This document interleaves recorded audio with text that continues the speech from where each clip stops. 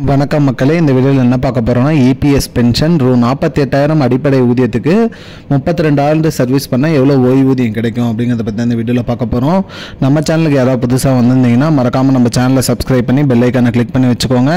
இந்த வீடியோக்கு ஒரே ஒரு லைக்கை மட்டும் கொடுத்துருங்க. வாங்க வீடியோக்குள்ளே போகலாம்.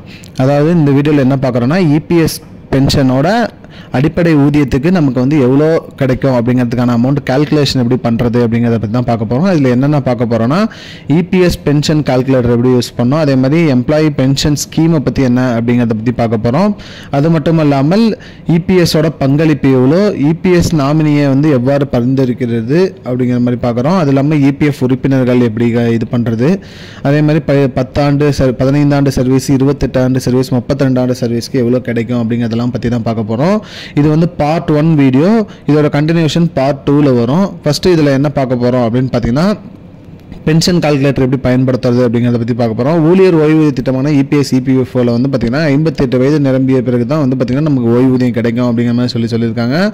அந்த வகையில் வந்து பார்த்திங்கன்னா நிறுவனத்தோட பங்களிப்பு எவ்வளோ, நம்மளோட பங்களிப்பு எவ்வளோ அப்படிங்கிறத பற்றி தான் பார்க்குறோம். அது மட்டும் அதில் வந்து பார்த்திங்கன்னா நம்மளோட பங்களிப்பு, அதாவது பார்த்திங்கன்னா பயனாளரோட பங்களிப்பு என்ன அப்படிங்கிறத பற்றி பார்க்குறோம்.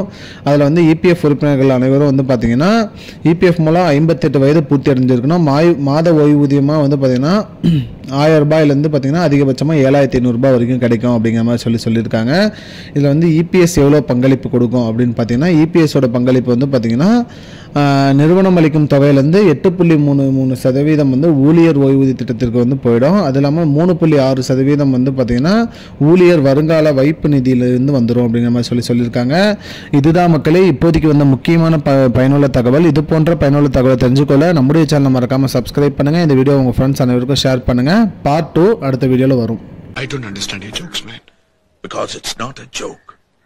முன்ன பின்ன தெரியாத ஒரு பையனுக்காக subscribe விடுற அந்த மனசு இருக்க, அதான் கடவுள்.